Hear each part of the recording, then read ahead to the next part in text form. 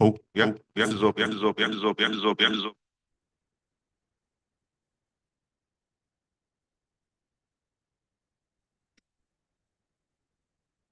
Test, test, test, test, testing, testing. Ah, it's okay. Huh? It's not good. Shall I speak? You hear me? It's recorded. We're on air. Good. Hi. So we're about to start. Today is 2nd of December. We are at the Expo City, Dubai, the venue, the blue zone of the COP28. My name is Yunus Arikan. I'm the Director of Global Advocacy at ICLE, Local Government for Sustainability, and I'm the focal point of our constituency, the local government and municipal authorities. In short, the voice of towns, cities, municipalities, and regions to the UN process, UNFCCC process. Today, we will be having our second daily briefing. We had the first version yesterday.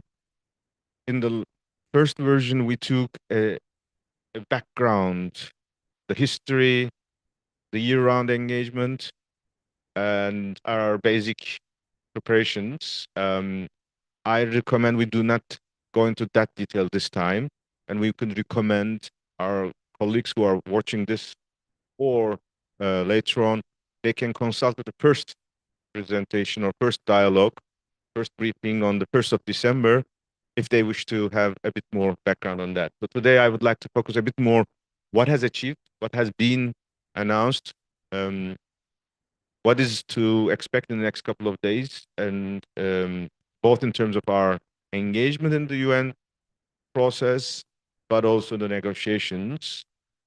And we will also spend some time, also the preparations for the ministerial, because that will be our next agenda. And we will also touch upon the other agendas here. I would like to keep that we finish at 9:30, so that we leave the space in time for the next round. So once again, welcome. Today is the second day of the World Climate Action Summit, and the first day of the World Climate Action Summit has seen, for us as our country, this is the biggest announcement of the initiative. If you go to the next slide, Joe, the champ is announced officially yesterday by the COP28 presidency.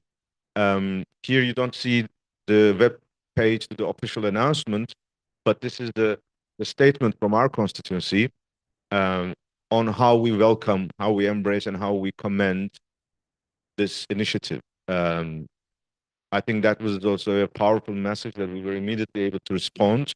Many of the networks have shared their ideas, how they see it. Let's remember what has happened or what is announced yesterday. We have an initiative which makes the endorsing nations to commit to prepare and submit their new climate plans in Brazil in 2025 that are prepared in collaboration with local and regional governments. That is, of course, a huge, huge, huge change of the game for us. In that sense, it's almost like 2 decades of work coming to a new scale, a new quantum leap. And the good news is that this is also is endorsed by more than 60 countries. If you look at the list, and the official links will be available, I think, today, it is covering North and South, East and West, small, big. It's really the diversity. And if we remember, Bernard, I think we were saying that 24% of NDCs had a strong urban component. This 60 is already now 1/3 of the nations to the party, the UNFCCC, and they are already, if they delivered their commitment, of course, that is a conditionality. We should expect that these urban components, first of all, would be increased. And more importantly, these urban components are not anymore just the national government's components, but it is a collective effort. This will be our biggest dream to come true. And in fact, while we celebrate today, a lot of work to be discussed both in the next couple of days, and I will touch to this later on, but also when we go back home, that in our capitals, in our countries, we will have to also prepare for it. There will be every country developing a different mechanism, but it is also important that our local and regional governments, they are also aware that their governments have made such a commitment, so that they can then, when they come back home, they can knock on the doors immediately the day after on the first official day, saying that you commit to this, please, let's do it together. And this is usually the practice of local and regional governments. Whenever something is adopted at the UN, we immediately make it, we give a life to this kind of announcement. So these are good news. Today's summit is still continuing, actually. There are breakout rooms. There are a number of announcements, papers, reports being announced in the LCAS hub and a number of other pavilions. ICLE will also be hosting in C40, GCOM. All of our partners are being taking one share of it. So please be aware and then start to connect to that. Throughout, so if we go to the next slide, Joe.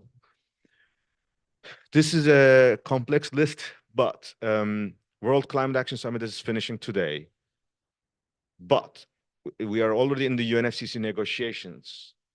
So this is the third day of the negotiations. So we already have delivered our first statement on the first day. Now there's a number of contact groups that are participating or opened, and these are the list that we are expected to engage in, particular as a speaking role. This list is not the final version. I couldn't update this, but there are still options. We can nominate our names, and I will not like to go to now, but we have during the day opportunity so that we can check who is available and how can we then complement. The most important for today is that there will be a global stocktake roundtable. So there are 3 roundtables at the heads of state level. Once again, heads of state level roundtables. So literally, prime ministers, presidents are discussing issues. The first version was adaptation yesterday. So the mechanism is that this is the unique model of this year. This has not happened before. These were usually behind the doors, closed doors, but the presidency did their best to open this. And that's also a combination of the UNFCCC mechanism as well. So they agreed that there will be 3 slots in every 3 sessions: adaptation, mitigation, means of implementation. We are asked to choose one of them or allocate one of them. So LGMA is assigned to 1 slot, and that is mitigation. And we said that whatever the topic, we will have 1 person to do this. This is our distinguished representative from Kiribati, the mayor of Tainano Urban Council, as an Asia Pacific Island representative, and his trip was made possible with the COP28 presidency. So we are preparing on his speech on the section on mitigation. It will be interesting. A small island mayor claiming or challenging nations of the world for mitigation. This will be nice. And the message is that if you want to help me to survive, you have to do your homework. So that's what he would say, hopefully. The other slots we are observers. So we had 1 slot yesterday in adaptation. Our colleagues, Regions 4, Regions 2, I'm confusing the numbers, under 2, Regions 4, yes, Regions 4.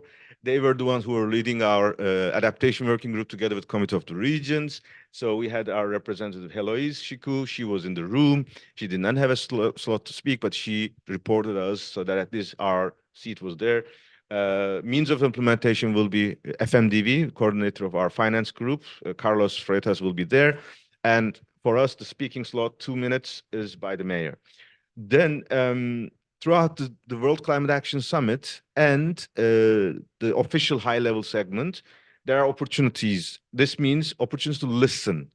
Just like yesterday, Elkas, we had tickets. So there are other sessions, food, youth. I cannot even track of those. You see all these Bernard's terminology, traffic light coding. I don't know how the secretary is managing this. This is a really crazy business. So good luck to them and thanks for their support. We have tickets for those.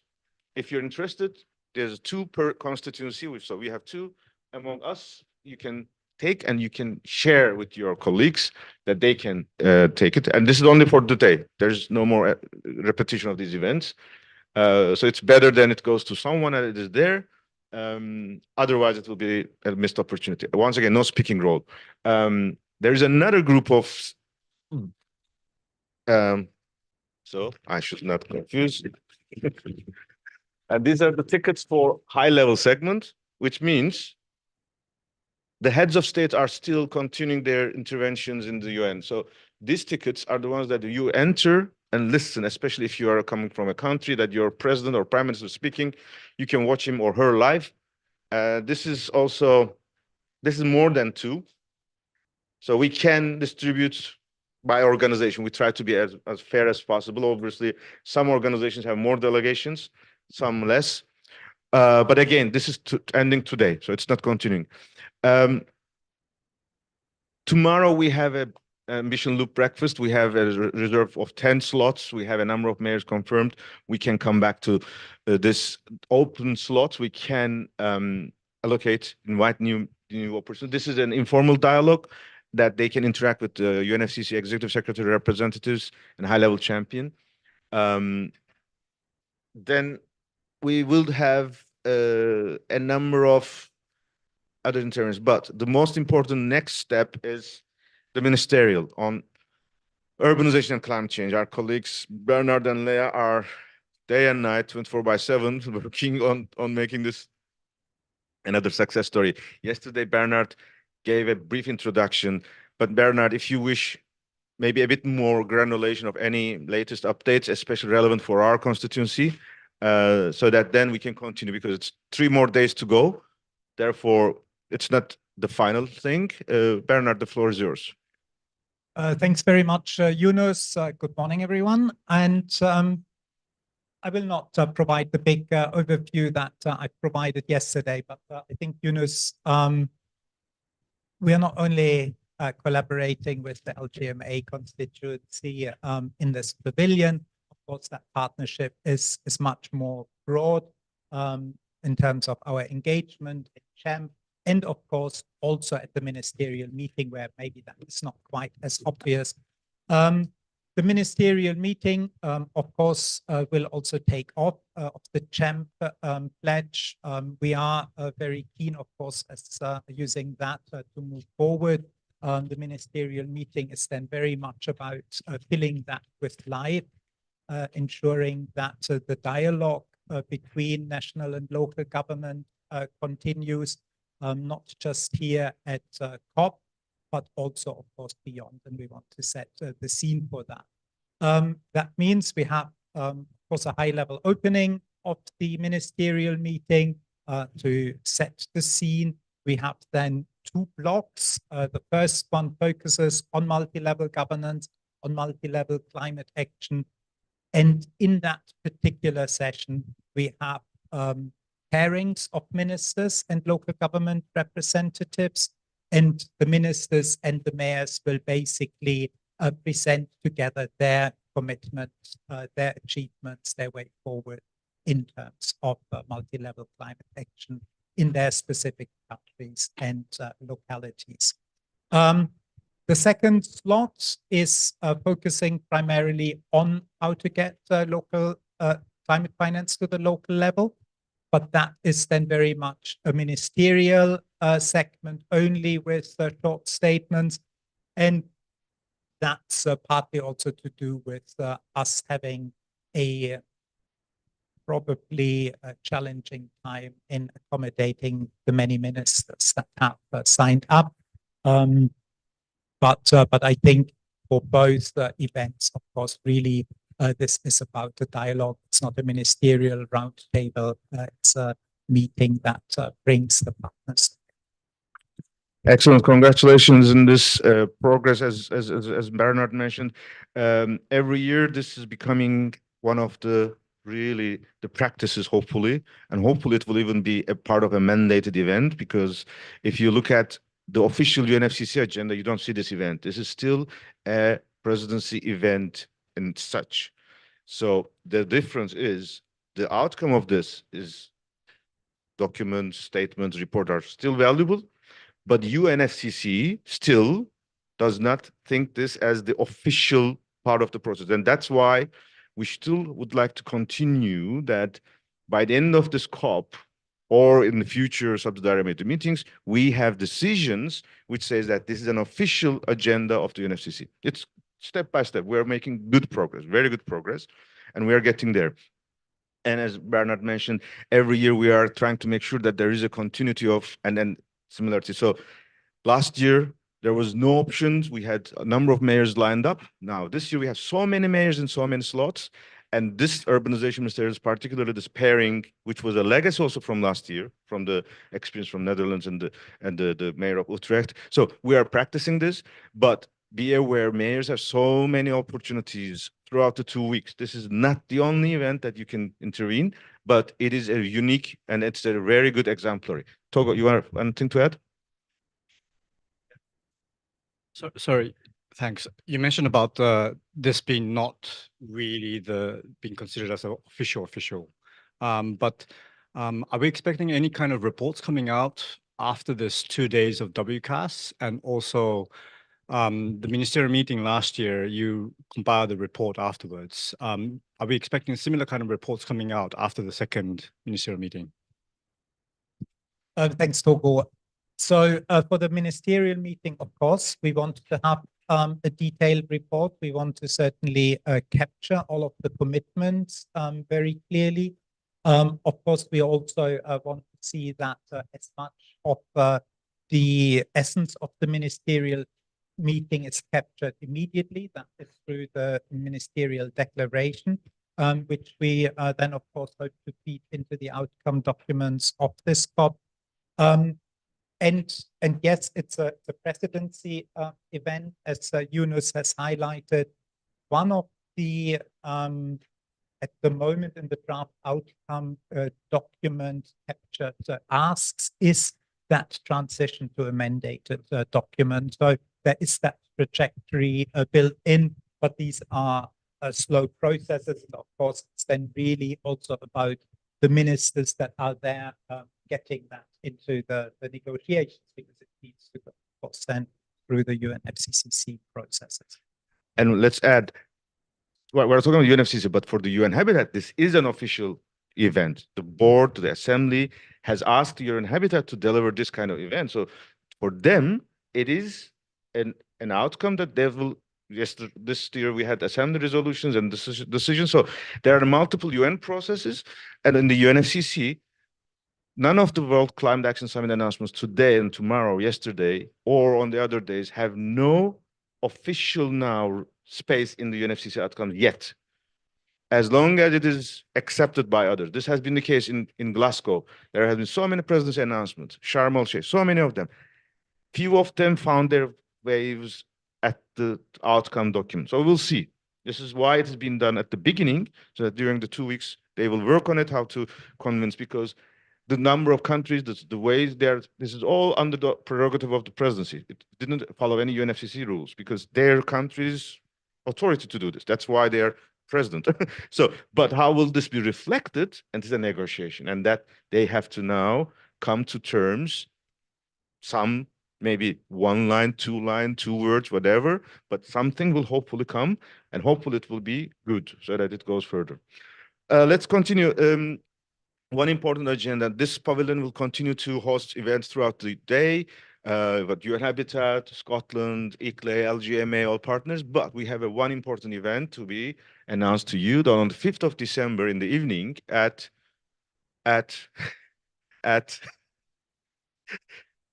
6:30. At 6:30, we have The partners of the pavilion are inviting LGMA constituents and all the partners of the pavilion for a socialization and a networking event that we will be warm up before the ministerial the day after. We would like to warmly welcome all of the LGMA delegation. We will announce it also all in our pavilion websites and other announcements. So please put this in your calendar. The last 2 minutes, Joe, can you go to the next one? Not too much. Yeah, sorry. While you were talking, that was supposed to be on on the screen, but it's a bit too late. Next one. The important thing about the negotiations, the global stock take contact group is going on. There are new texts that has come out of this process, and these texts are still not good enough. We are expecting there may be some inspirations from the CHAMP initiative. There may be some countries who may already start to put this into the document. That's what we have to discuss with our presidency colleagues. How are they working in the 62 countries? And look at these list of countries. Out of the 62, some of them are already here. They have already put on the official position multi-level and urbanization. So now with the 62, we have to talk, okay, how can we reflect this into the submissions? Even if they do not do it until Saturday, we have the chance to continue the next week with the presidency. And the last minute, next slide. Yes, once again, at the beginning of this COP, something very extraordinary thing has happened. One of the biggest, most difficult agendas of the UNFCCC negotiations is adopted without any further discussion. They worked for throughout the year, loss and damage fund. There were intense negotiations, and there were even rejections at the final document, but there were efforts to move this progress. And the first day of the COP has decided a document which now operationalization of the loss and damage fund. It will be hosted by World Bank for a couple of years. They commit to change their procedures. The important thing is that there are 3 paragraphs. It is the most powerful language for subnationals to have direct access to finance in the global funds ever in any UNFCCC and even in a UN document. Let's see, paragraph 44. The fund will promote in all its operations direct engagement with the national and, where appropriate, with subnational and local levels. Paragraph 48. The board will provide modalities to facilitate access via subnational, national, and regional, and in partnership with entities accredited to other funds, like GCF, GF, Adaptation Fund. UN Habitat is already part of the Adaptation Fund. We are working a lot with GF. We have been running a Sustainable Integrated Cities program. With the Global Climate and Green Climate Fund, there's something going on. So this is really opening a huge door for us, and we have to now embrace, we have to celebrate, and we have to make use of it more effectively. There are still opportunities for it. We're still trying to understand what it means, but it is a huge thing. And so congratulations to all who have contributed in this. And we are very proud. We were in the negotiations. C40, UCLG, ICLE was there. Scotland has been pushing this. The country who is hosting this pavilion has been proud champion of this. And we are saying that, again, another demonstration of our leadership at subnational to climate agendas. Okay, any questions, remarks, any contributions that is missed, that is necessary? Alexandra, anything you'd like to add? Okay, for ticket distribution, we can continue. Bernard, anything to add? Leo? No. Okay, Joe, I think for today we are done. Thank you.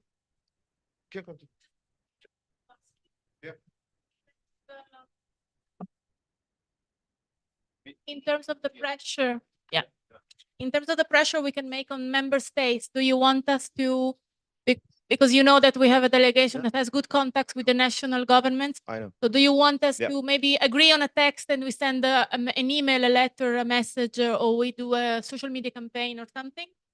So let's discuss it, because now that they have the champ on board, we have to be a bit careful. Let's discuss. Gökşen is coming also, especially with the European delegation. Let's think about it, because EU has a very unique situation. You know the details. There may be things we can do. And I suggest if we go to the 2 slides. So next slide, sorry. These 3 paragraphs, this is part of the chair's summary. So it's not ICLE document, it's not LGMA document. These 3 lines is proposed as elements to be considered. And this text did not come to the real document today. The minimum is, instead of we drafting complete new text, we can say that this was part of the chair's synthesis report. We recommend you to take and embrace it and send it saying that we want similar text into the process. I think that's the minimum we can do for the time being. Meanwhile, we have to consult with presidency. How will they work with the champ countries to work on that? And we don't want to step into their toes now because it was already a delicate balance. So let's be tracking this. Yeah, yeah, exactly.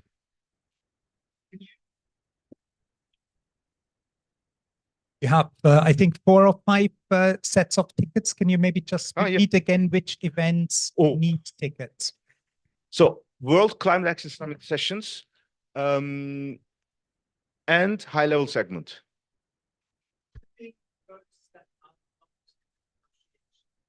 Yeah. These are all non-negotiation areas. There's a global stock ticket is only one. That's why I didn't even mention about that. So let's finish this and they prepare the next session and we can now see how can we distribute those tickets. Yeah. Thank you. See you tomorrow.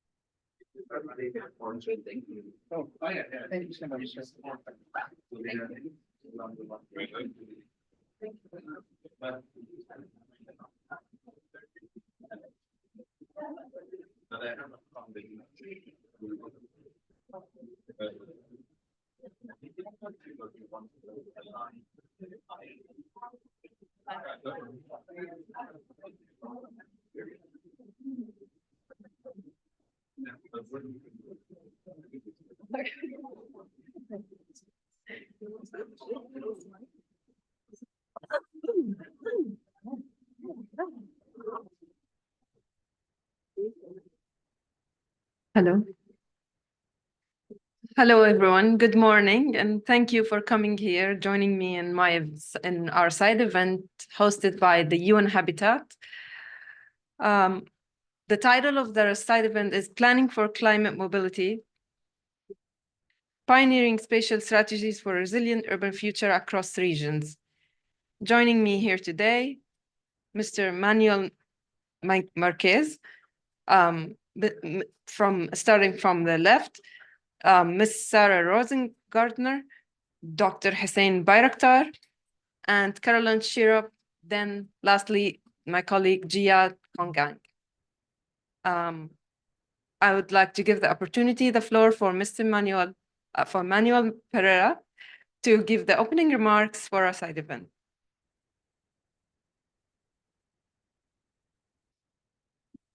Thank you, and good morning to you all, to the audience and our colleague panelists. I will try to be very brief. My job today was to put a bit of perspective from the point of view of the International Organization for Migrations on the issues of climate mobility in cities.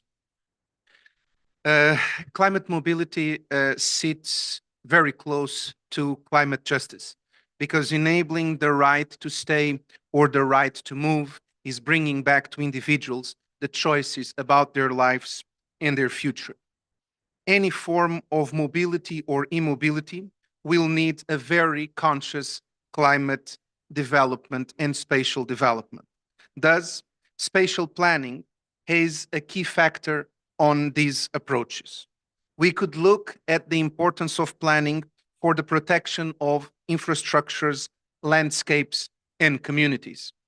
The land tenure and the planning uses of embankments in Bangladesh that were occupied over several years as areas of new development and informal settings have clearly impacted the capacity to distribute floodwaters during 2022 floods.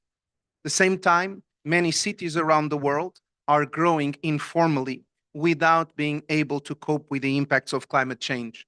The city of Beira in Mozambique was built below sea level, and the cyclones of the recent years have shown how the lack of spatial planning has created tragedy.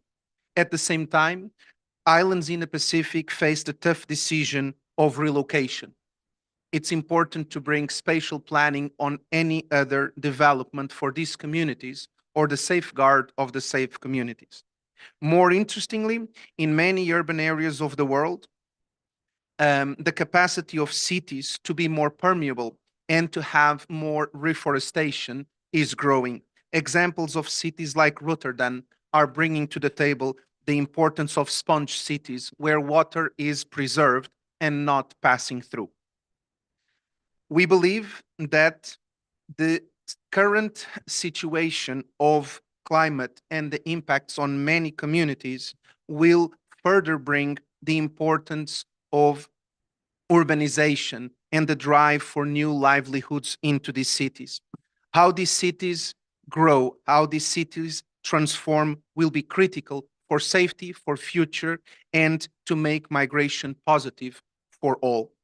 We should build back better. We should build back safer.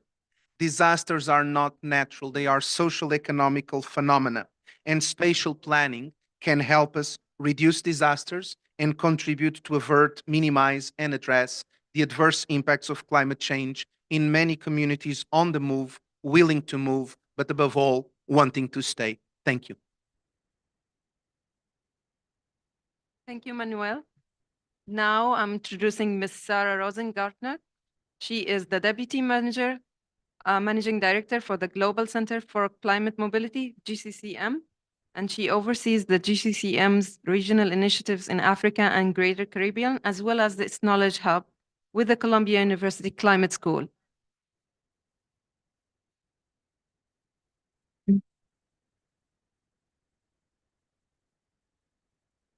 Thank you so much for the invitation and for the opportunity to be with you. I will share some findings from our work in Africa. Thank you for putting up the slides. But maybe as an opening introduction to some of the work that I'm about to present, our work started about 2 years ago as a joint effort of the African Union Commission, several UN agencies, including IOM, the World Bank, supported by GCCM, to look at how are climate mobility dynamics affecting the African continent. What are the decisions that people are making today in the context of climate impacts? And what are possible future scenarios for how many people might be moving? Where will they leave? Where will they go? So some of the work that I'm presenting is stemming from this collective effort. The modeling was done by Columbia University. The field research was done by the Mixed Migration Center. And we have honed in on cities as one critical constituency in the mobilization of different stakeholders around this knowledge. So we did modeling, we did field research, but we also had a whole stakeholder engagement process throughout 2022. And cities and mayors were one critical constituency that we sought to mobilize and to hear from them in terms of what is their ability to A, use this kind of data, but also B, then to act on it and do something with it. And we are now in a second phase of the initiative where we're actually working with individual mayors and cities to see, can we use some of this data to start at the city level, analyzing the dynamics around climate and migration and how cities can better plan and respond. But as you will see, and I'll ask colleagues to put up the first slide, the dynamics across cities are really far from uniform. So we conducted research in 3 cities and 3 cities, 4 rural locations across the continent. And first of all, I think one general finding is that most people do not want to leave where they are. They want to stay in their communities. For those who are moving, most of them actually do not move very far. So it's very rare for people to move to the big capital cities unless they're already close by. Most of the movement is to smaller secondary cities. And in the big cities where we did research, we found also very different dynamics. So this is in Alexandria, Egypt, where research was done in a community that was close to the water, fishing community in Al-Maks. And there we had a very high response rate of people saying, we're not considering moving. There are very few people who were going from this community for international migration, but most of the community was saying, we're not going anywhere. We later found that this was in a context where there are relocations happening of communities, not necessarily always voluntary. And so there's also a question around how to interpret some of these responses from people. But it was really an outlier that in Al-Maks, the community was very much saying climate impacts we don't really see, and we also do not consider moving. The next city we looked at was Lagos, as informal settlement, again, like really close to the water, called Ajegunle.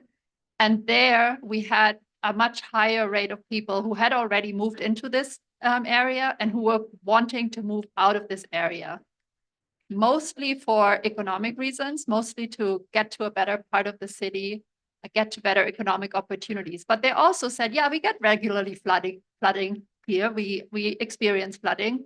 But they did look at that as more of a nuisance than actually kind of a cost to be moving out of that neighborhood. And then the third city we looked at was Beira, Mozambique. And this was, as was just mentioned by my colleague, obviously they have had very severe impacts and people have already been displaced in large numbers.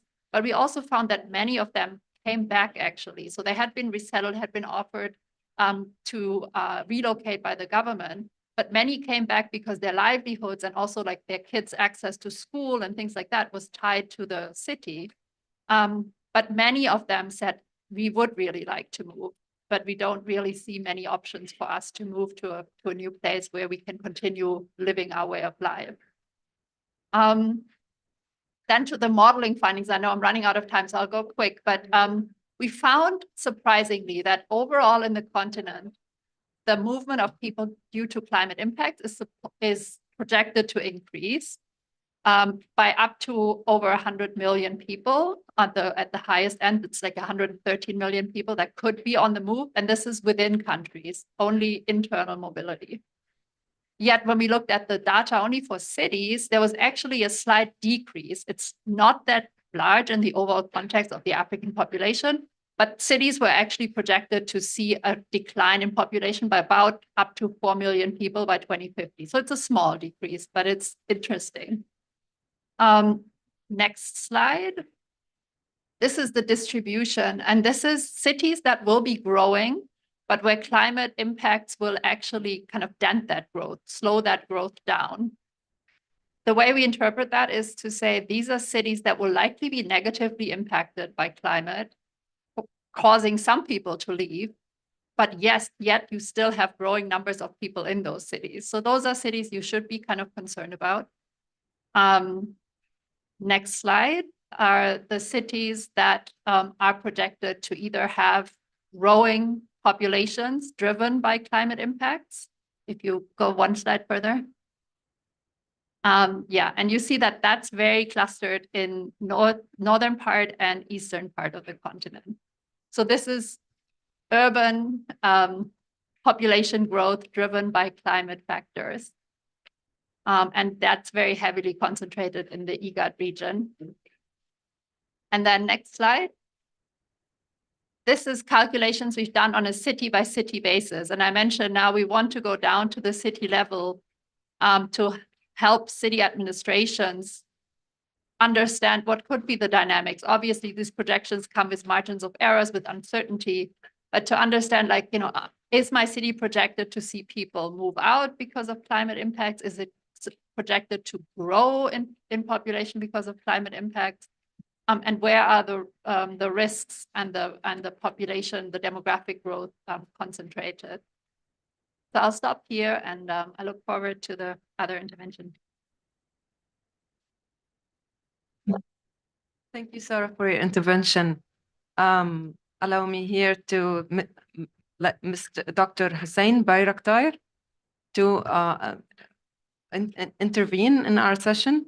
Dr. Hussein serves as the Director General of the European Union on Foreign Affairs at the Ministry of Environment, Urbanization and Climate Change of the Republic of Turkey.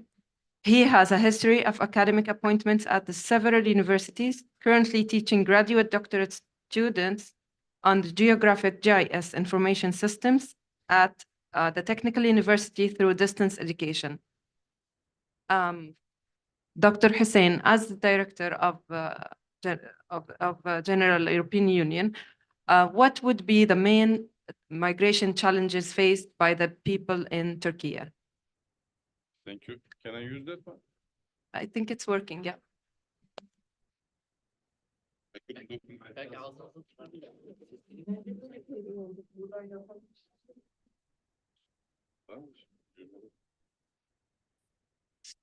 Yes.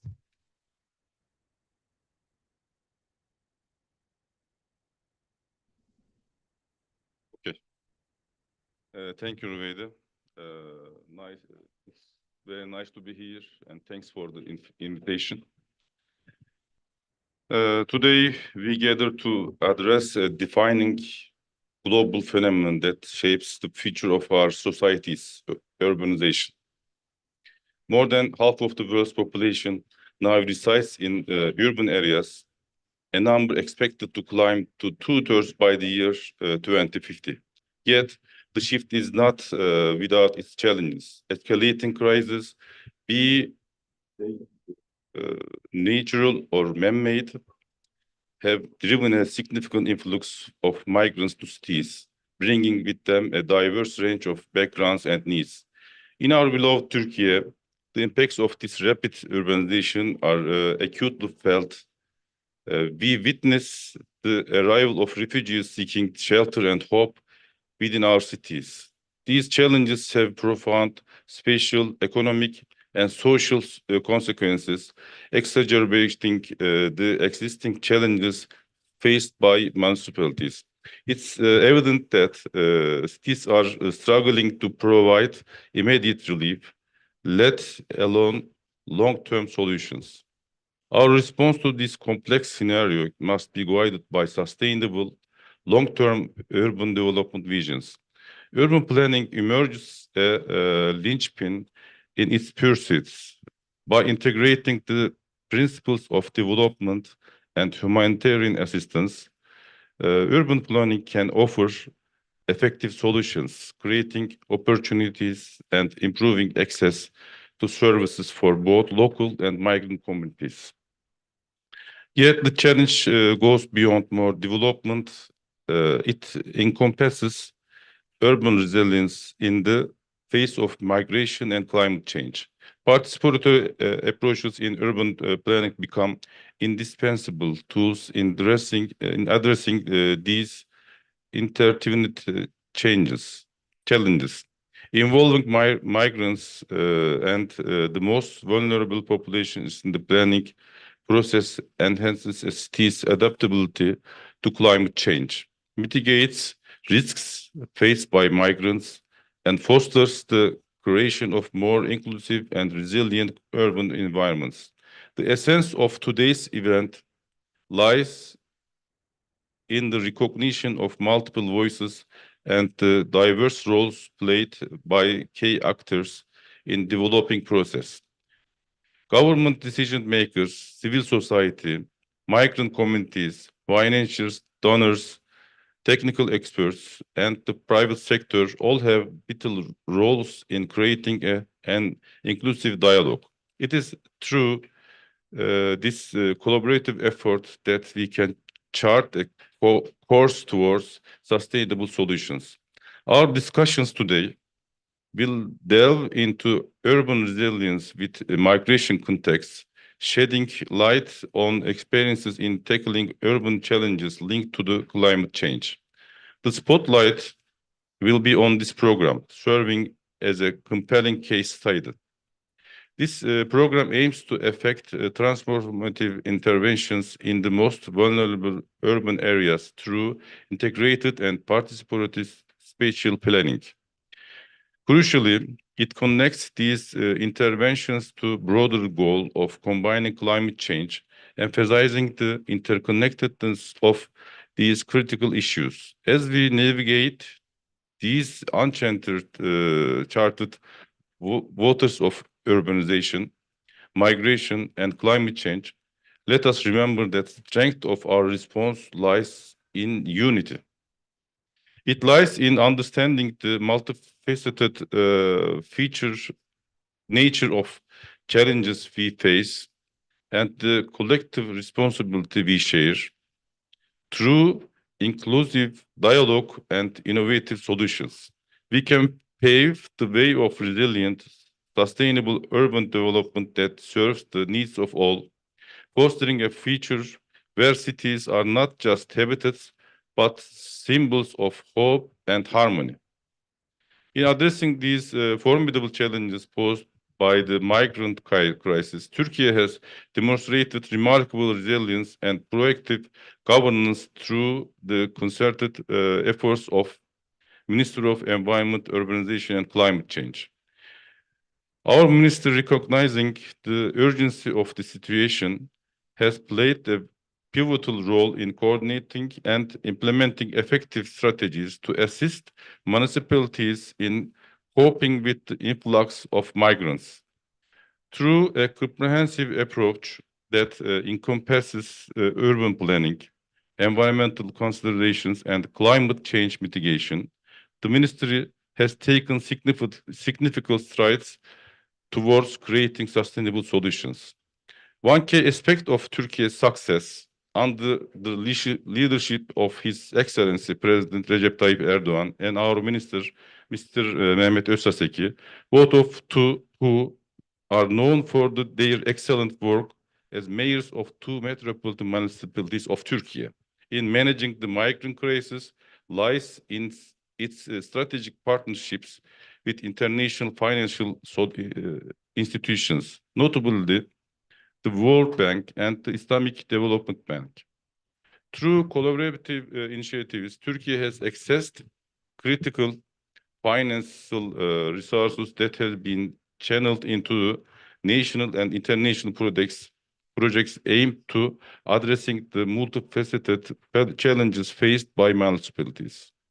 These projects are not only provide immediate relief, but also contribute to long-term urban development goals, aligning with the vision of creating resilient and inclusive urban spaces. The ministries adopt utilization of international cooperation and comprehensively leveraging global resources for local solutions. We express our sincere appreciation to all stakeholders involved, including our Minister of Environment, Urbanization and Climate Change, for their proactive role in managing the migrant crisis in Turkey. The dedication of effective collaboration exhibited by various entities, both national and international, have been instrumental in navigating the complexities of this challenge. Together, we are forging resilient resolutions and shaping a future where urban development is not just a response, but a testament to our collective strength and commitment. Thank you to all partners for contributing to success of these endeavors. Thank you, Dr. Hussein. Can you tell us can you name one vulnerable neighborhood in Turkey? Neighborhood? Which is most affected by refugees? Kilis, Gaziantep, the borders of Syria. Yeah. And all are very affected, and including Istanbul, the biggest city of Turkey, is very affected. Almost 4 million people in Turkey is migrant now, especially from Syria, Iraq, and those. And that area was heavily affected by the recent earthquake. Yes. It doesn't have to do with climate, but it's also a natural hazard that happened in that area. Yes, unfortunately. You know, this earthquake, two very severe earthquakes, and it happened like several hours after each other. It's really affected 18 cities of Turkey. Oh. And more than 50 million people. And we unfortunately more than 50,000 people were dead in this earthquake. Does the government have any procedures or strategies to deal with displacement of these neighborhoods to other locations? You know, we are an earthquake country, we say like that. And there are nowhere out of the risk of the earthquake. And we are now facing a very difficult problem, and we are trying to solve it. And we are looking a very strong soils to build the houses, and maybe new types of the buildings like steel houses or something like that for the earthquake. Thank you, Dr. Hussein. Thank now you so we much. move on to the African continent with my colleague Carolyn Shiro. She is the legislative procurement officer at the Parliament of Kenya. She's an advocate for climate resilience, focusing on Africa's vulnerable communities, this liaison for the Parliamentary Climate Consensus, promoting sustainable practices, recent alumni of the African Group, of negotiators expert support climate governance program. She is dedicated in advancing climate policy and governance. Welcome, Caroline. Yeah.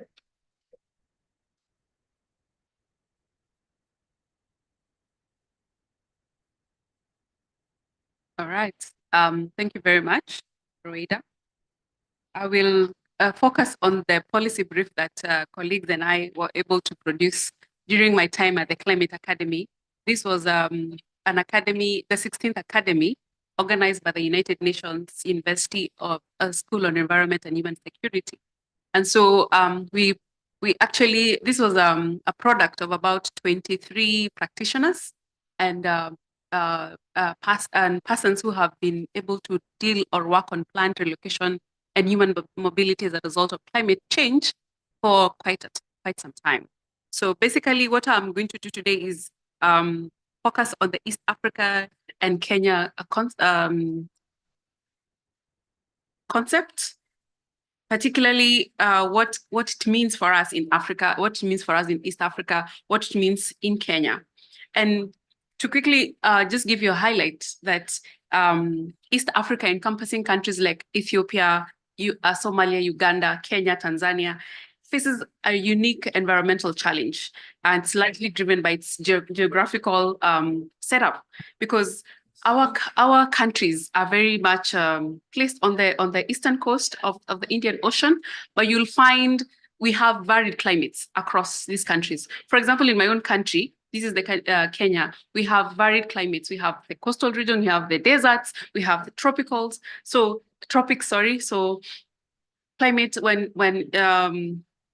when the elements of climate happen, they actually affect us in a great way. So what has happened is that across East Africa, the intersection of environmental degradation, climate change, and social economic factors creates complex mobility dynamics. These challenges require multifaceted approaches, including sustainable land management, climate resilient initiatives, and policies that address the needs of displaced and migrating populations. I remember my colleagues Sarah and Doc speaking about this issue of human mobility, of having to integrate issues of planned relocation in our day-to-day work, and coming from a place where I'm actually working with policymakers, parliamentarians to be specific. It has become very urgent to actually consider planned relocation, human mobility in our policy. And this is because during the academy we did a survey of the countries that have integrated human mobility or planned relocation in their policies. And let me tell you, just about 2 in the East Coast, Fiji, and I think Indonesia or something like that, are the only countries that have a policy on how to deal with planned relocation. And planned relocation is not just as a result of it is not just specific to climate disasters. Planned relocation we looked for those countries that have planned relocation as a result of climate disasters, and most of them did not have, because most of the countries were looking at it like it is a new concept. And so we as policymakers or those practitioners needed to bring this conversation to the fore. That is why the policy is right here. I think I will ask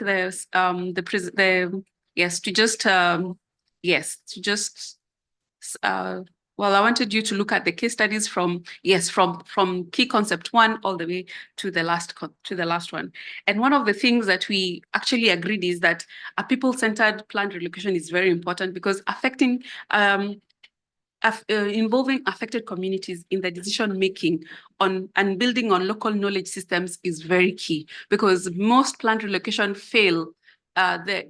Moving people or migrating people from their areas fails most of the time because the host communities, the people who are being moved, do not understand why they need to move from their home areas. And so if you involve them in that decision and also involve the host communities in that decision, it becomes easier. Secondly, there is need for a clear, maybe on the second one, this is key insight 1, on the second key insight, The need for clear national frameworks or guidelines designed with community inputs to safeguard individual and community rights has also become very key. And that is one of the issues that we raised. And also, we also discussed that they need to emphasize for proactive planning, long-term commitment, and sustainable financing is very important. That was found in key insight number 3, because we realize that plant relocation is a long-term issue. It needs time. And I'll give the example of the cyclone Idai in Mozambique, whereby 4 years after cyclone Idai hit that country, people are still being moved. Permanent structures are being constructed. So there's need for commitment. It needs us to continue working on it, engaging communities, engaging policymakers, engaging governments, engaging the international community, because sustainable solutions take a while. Also, we needed to address the diverse perceptions of loss. And you will realize that in as much as we are trying to, in as much as the governments will say this was a successful planned relocation of the people that were affected, in terms of no deaths were recorded, property was lost, but at least human life was saved, you'll realize that there's essentially a loss, not in terms of economy, but in terms of the people, the culture where they used to stay, the sort of the ecosystem they had, they lose that. That we termed as a non-economic loss. Eventually, there'll still be a loss. And also addressing this economic and non-economic loss associated with relocation needs time as well. It needs to be participatory, yes. And so why are we discussing planned relocation? It's because we are at a COP, and most of these matters of planned relocation are not in countries' national adaptation plans, or they are national designated, nationally determined contributions. So why we are here is because this is the conversation that we need to have in our national adaptation plans and also our NDCs. Therefore, this is why this policy brief is coming right now, that collaboration with affected people and this continued conversation with governments is important. So a key takeaway and proposed roadmap for the future is that we should see planned relocation not as a threat, but as an instrument to avoid involuntary displacement, because this concept is here with us. It is no longer a future concept. In my country, the last 3 weeks, we have been experiencing the worst kind of flooding that our country has never felt. This is worse than the El Nino of 1998. And so this conversation is becoming to the fore of our government. What do? We need to have this conversation. And so this can be a participatory solution to addressing loss and damage. And so it's a complex process. It requires multi-stakeholders. It requires people. It needs to be looked at many angles and integrate different stakeholder groups. But at the end of the day, it's here with us. We need to talk about it. Thank you.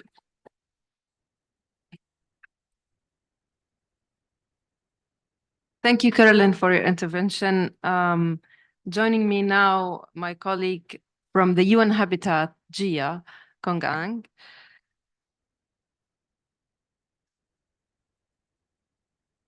Gia is a Human Settlement Officers at the Urban Practices Branch, Global Solutions Division at the UN Habitat. She oversees the UN Habitat's umbrella program on planning for humanitarian development practices, which aims to utilize urban planning solutions to respond to humanitarian crisis, urban migration and displacement. Her work has focused on enabling participation and improving partnership through the designing programs and policies for most vulnerable communities through the lens of humanitarian development, peace, and climate response. Gia holds a master in architecture and urban design from the National University of Singapore.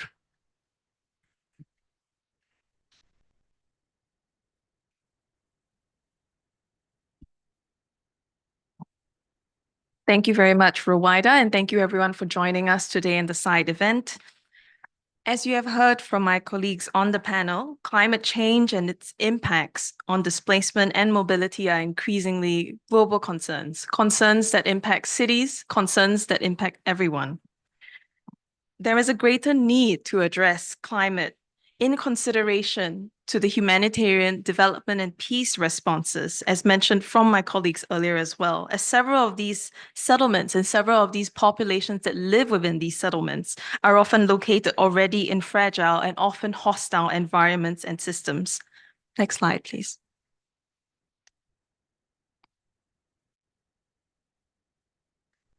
And I'd like to introduce very briefly the umbrella program at UN Habitat, Planning for Humanitarian Development Practice, Connecting Normative to Operations.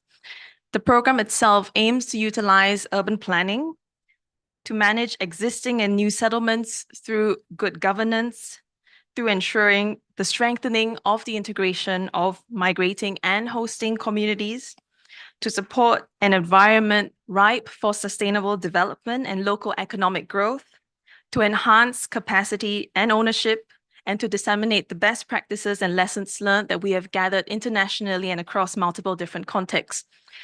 Today, I would like to showcase three different projects, three different projects that actually touch in different contexts and that actually are across three different scales. Next slide, please. And the next one, thank you. The first project that I would like to share is at the territorial level, the Sahel Spatial Development Strategy, coordinated by UN Habitat, UNDP, and Sweden.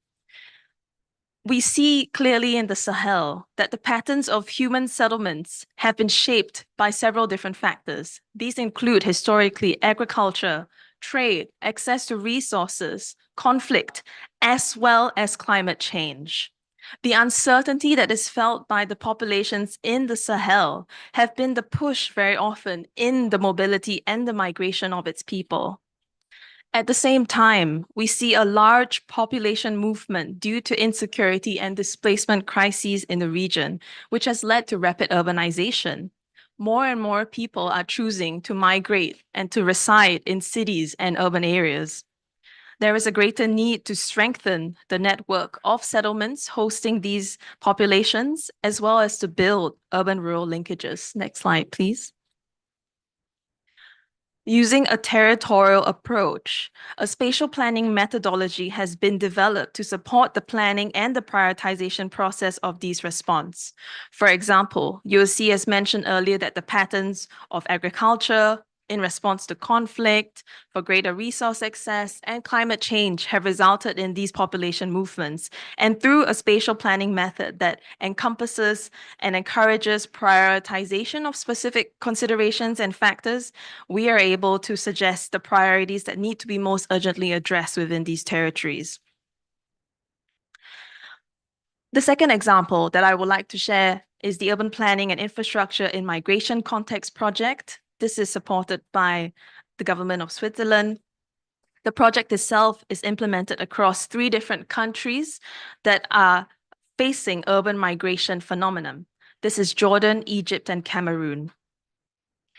The project itself has 4 parts. It aims first to use spatial analytics through the data collection and analytical process, followed by the second part looking at visioning and scenario building, working for a fully participatory design process to prioritize specific infrastructure investments, answering to these needs, and then to link to potential financiers that can actually support the development and the implementation of these infrastructures.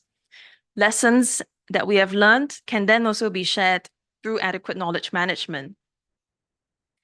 These solutions proposed are in specific urban areas within these countries, and the project looks across a national, moving towards a neighborhood level, where you see the most vulnerable communities living amongst the host communities, be it refugees or IDPs.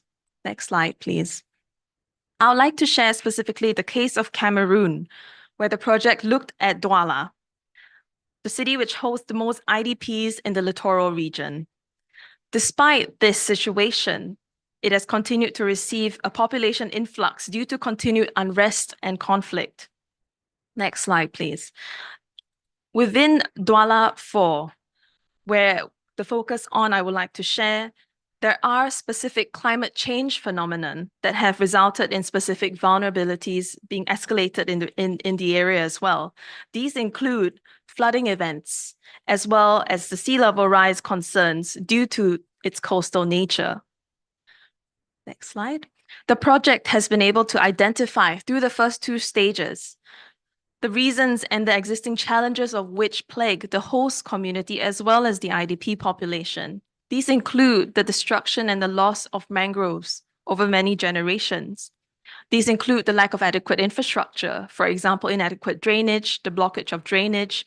This as well includes the lack of adequate green public spaces, nature's buffers that can actually support to protect the populations here. Through the prioritization process, next slide. Through the prioritization process, the project proposes for dikes and riverbank development, the conservation and the restoration of mangroves, the design for parks and retention ponds, extension of drainage and infrastructure networks, as well as digital solutions for climate action. So you can see moving into the city level, moving into the neighborhood level, there are many different opportunities and ways in which urban planning, spatial planning can actually help to suggest solutions in response to climate change. The last project that I would like to share is a piece of normative work which has been developed in response to the arid and semi-arid lands in East Africa, which my colleague Caroline had spoken about briefly as well earlier. These areas are commonly impacted by migration and displacement, largely due to the environment as well as to climate change impacts that are being faced. The piece of work is, to the next slide. The piece of work is the designing for displacement in drylands, spatial planning along intermittent rivers. Next slide, please. We have seen in the region in general on the continent that dryland expansion is escalating. This is due to several reasons, land degradation, and of course, extreme weather events, which Caroline had alluded to before. We expect that by 2050, 86 million migrants would have been forced to be displaced or forced to move due to climatic reasons. Next slide, please. This surge is further seen in East Africa, through what Caroline has already shared, and I myself might emphasize, the 4 or 5 times failed rainy seasons, for example, experienced in Kenya, as well as now the super El Nino facing the population. The issue of water scarcity and drought in the region is paramount. Next slide, please. And what the piece of study and this design work that we're doing is to propose spatial solutions, integrated spatial designs that are resilient and which strengthen integration of populations. We want to make sure that there are 3 criteria to these solutions as they are being proposed. Number 1, that they are nature-based, that they are able to address these water needs in these ASAL regions.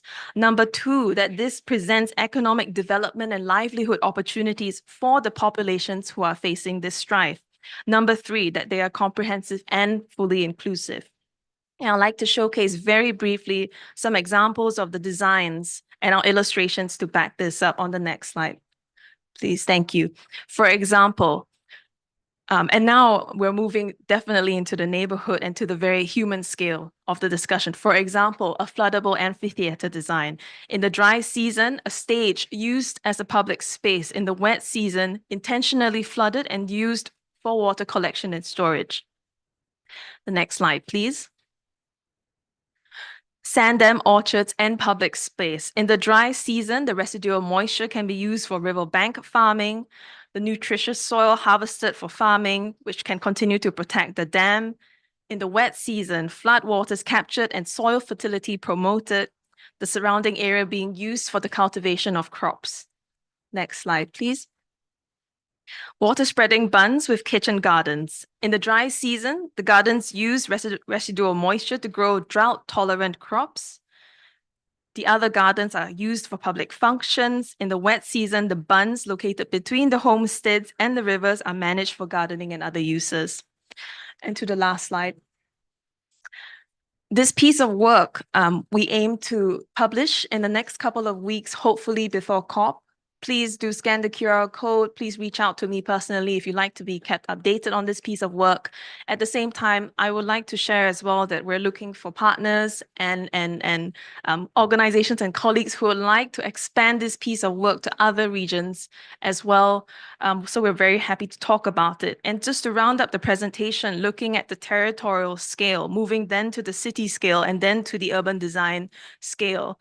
Urban planning can play and present so many opportunities and solutions that we can tap into work and into convincing the people who need to hear this as well, to find solutions for populations affected by the climate change and who are moving because of it as well. Thank you.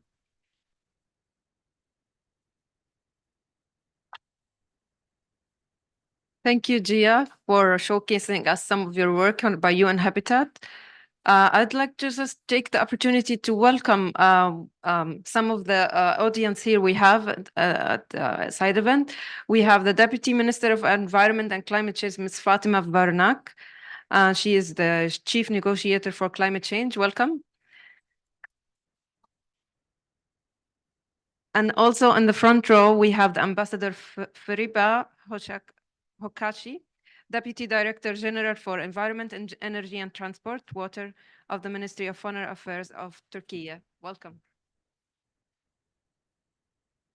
And next speaker, we have Shada Al-Sharif. Ms. Shada, she is an unrecognized advocate for climate change, green economic transition, and sustainable development in Jordan and the MENA region. She has held leadership position and senior advisory roles in public, private, and international organizations. She is considered a thorough leader in green economic investment and finance, climate change policy, clean technology, writing, speaking, and in water, energy, food, environment nexus. Thank you, Shada.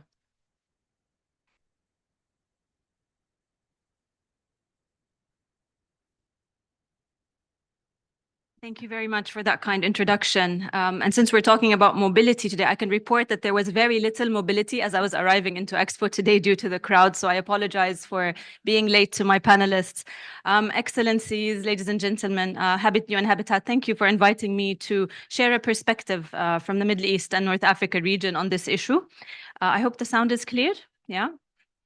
So I just wanted to say, before we delve into climate mobility, it's important to remember that forced displacements in our region due to conflicts and climate mobility are intertwined, as well as internal displacements due to a range of factors, some climate-induced, but others socioeconomic, where we continue to see rural-urban migration to address issues like poverty and unemployment. I also want to, it's important, I think, to acknowledge that almost 1.5 million people have been internally displaced in Gaza over the past month, whose access to water, energy, and food has been cut off overnight, ecosystems destructed, including long-term damage to the soil and fertile lands, rendering them unfit for agriculture with years to recuperate, and infrastructure destroyed, including wastewater treatment plants, resulting in untreated wastewater being discharged into the Mediterranean. Many of these are pre-existing vulnerabilities, which will only be amplified under climate change. And so it just seems like a climate disaster unfolding in real time in front of our eyes at a catastrophic scale. And here at COP, we hear many call for human rights, peace, resource security before climate rights. And so I think it's important not to lose sight of this truth, particularly in the context of the MENA region and as a crisis really unfolds as we speak. To the topic at hand, I'd like to share with you some recent findings from the IOM on climate and mobility in MENA. Of course, countries of the MENA region, and I say MENA, Middle East and North Africa, are vulnerable to extremely high temperatures, limited groundwater and rainfall, and scarce agricultural and arable land. The region, of course, is described as one of the most water-stressed in the world. The IPCC has called it a climate change hotspot. And while the world tries to limit warming to 1.5 degrees, countries in the region, some of them have already reached this threshold. And of course, the drying and temperature increase is happening at a faster rate in the MENA region, increasing the risks of heat waves. So in this context, there's an important field of study emerging, that of the climate fragility nexus or climate displacement nexus, as many countries are already fragile and conflict afflicted. And we see that there's a move towards further research on the link between climate and peace building. Climate can undermine human security, and which has implications for peace building, but the opposite also seems true, where conflicts can be exacerbated by climate. So within the region, the main climate hazards are risks to food security and malnutrition. We're talking about micronutrient deficiencies, loss of livelihoods due to this reduction in food production, increased risks, as I said, to water and energy securities due to the drought and heat, and reduced economic output. That continues to be a big challenge for countries of the region, including Jordan. But the main climate impacts that we are seeing unfolding are increasing impacts on displacement, flood and storm-induced damages in the coastal areas like Egypt, damage to infrastructure, as we have seen in Amman over the past few rainstorms, and then damage to key economic sectors, particularly agriculture. And so according to the IOM, there have been around 233,000 disaster displacements linked to climate in the MENA region, and mostly due to floods. The number due to flooding is the majority of that number. It's about 178,000 people. The projection is that by 2050, 19 million people would be internal climate migrants in the region. In Iraq, we have data that about 5,700 families or 34,000 people are displaced today due to drought across 10 governorates in the center and south of Iraq.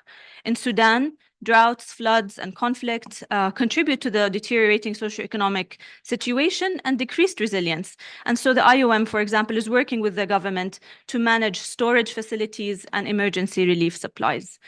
What we lack, it seems, is systemic monitoring of displacement due to climate. And so the project that our colleagues talked about that's being undertaken by UN Habitat is so important to generate that monitoring and that data. And IOM is supporting countries in the region really to link climate and environmental degradation to displacement. And what we've seen is that there's some work happening right now in Iraq and others such as Bahrain, UAE, and KSA to conduct these kinds of studies. Another interesting report coming up that I think we'd all want to look at the outcomes of is the Regional Assessment Report on Disaster Risk Reduction, which is issued by the UNDRR. I just wanted to thank my colleague previously who mentioned the UPIMC project, and she touched on Jordan and Egypt. So I'm going to talk about them very quickly. Egypt, as you know, 15% of their population lives in coastal zones.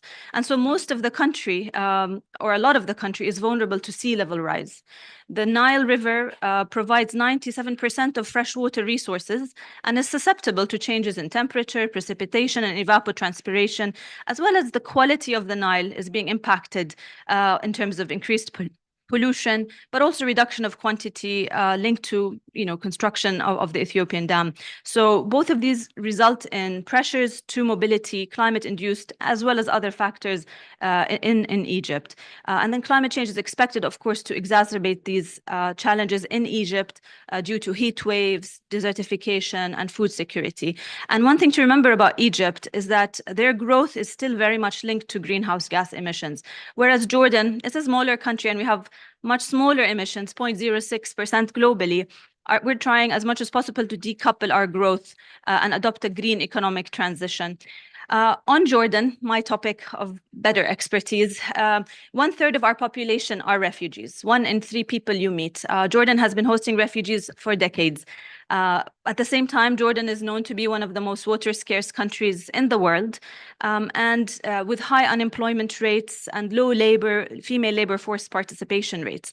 Hosting of refugees, of course, places additional pressure on limited natural resources. Jordan is not an oil-producing country. However, we've made strides in adopting renewable energy. 27% of our electricity mix comes from renewables today. At the same time, infrastructure, including education and hospitals, are stretched due to this significant percentage of refugees. This is why Jordan last year launched the Climate Refugee Nexus Initiative at COP27, exactly to shed light on not just Jordan, but countries like Jordan. We've got Turkey, Poland, Costa Rica, other countries in the world that have a very significant refugee population, but at the same time suffer from climate change impacts. And so these countries many of them are considered not least developed. They could be developing countries, but they do require additional assistance and support to really handle the additional numbers of refugees that they're sharing their resources that are already very stretched. So in Amman, the spatial profile that was done under the UPIMC project showed that the key hazards are flash floods, soil erosion, and drought. I've witnessed many, unfortunately. In 2019, we had a very difficult flash flood event, and many businesses in the downtown of Amman lost their livelihoods.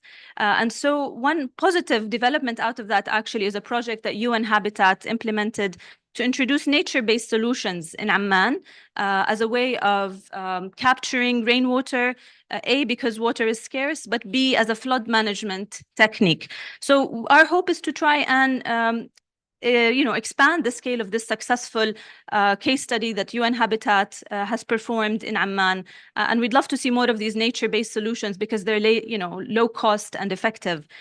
Finally, I'd like to mention a little bit about long-term planning. And I think these spatial analytics, what you said, Gia, before me, is that countries can use it to introduce infrastructure investments. So Jordan already has a Green City Action Plan with investments across 6 sectors, and some of them are linked to these climate resilience activities. So I feel like some cities in the region have kind of done their homework in developing their projects, their potential investments, but they need to maybe link to the right frameworks. And I think the framework we're talking about here today is an important one, and I think it's an untapped opportunity for countries of the region. I'll share a little bit about a mapping done by the EU also recently that looked at Jordan, Tunisia, and Morocco. And they look at the people's perceptions as one of the issues that also we need to provide additional attention to. When people do not realize that their migration or their mobility is impacted by climate, this raises their vulnerability. Also, an interesting finding was that women are more exposed, but at the same time more perceptive to the impact of climate change, but they have the highest mobility barriers. This is true in a country like Jordan, unfortunately, where public transportation continues to be an impediment to better mobility for women, for education, or for labor. And then finally, it's been found that people have an attachment towards their land, which plays a moderating role and reduces perhaps the rate of migration in some cases. Thank you very much for your time, and it was a pleasure to be with you today. Thank you.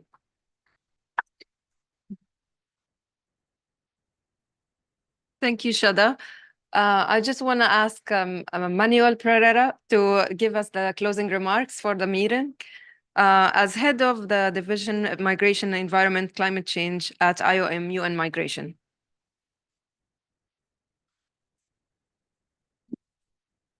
Thank you. And to all present, the Minister, Ambassador, colleagues, I have a difficult task to summarize all of these, and I took a few notes on my phone. I hope to make justice to these points. A few highlights on all the complementarity things that were said here today. I would start with Sarah, noting that the willingness to stay of communities and the different knowledge levels that they have make this question very complex in many parts of the world, but also pointed that not all cities are growing, but the potential of migration is a reality that needs to be managed. The director has noted us that different voices are important to be brought to planning and to underline that urbanization is a key challenge of our current and future times, but united and with solidarity among actors, we can make the difference and a positive change. Noting also that it's important to understand the different dynamics that countries and regions have and the diversity of actors needed to find durable solutions. Our colleague Caroline has noted that planned relocation and climate have a challenging relationship. She noted 2 countries with policies when we know that there is more than 400 case studies of effective planned relocation cases, and more needs to be done to place people at the center of this problematic and as a long-term action. National adaptation plans and NDCs need to have mobility dimensions, and I would welcome here to note that IOM this year has completed a guidance for UNFCCC on how to mainstream human mobility in planning processes that will see the light as global guidance by the end of the year.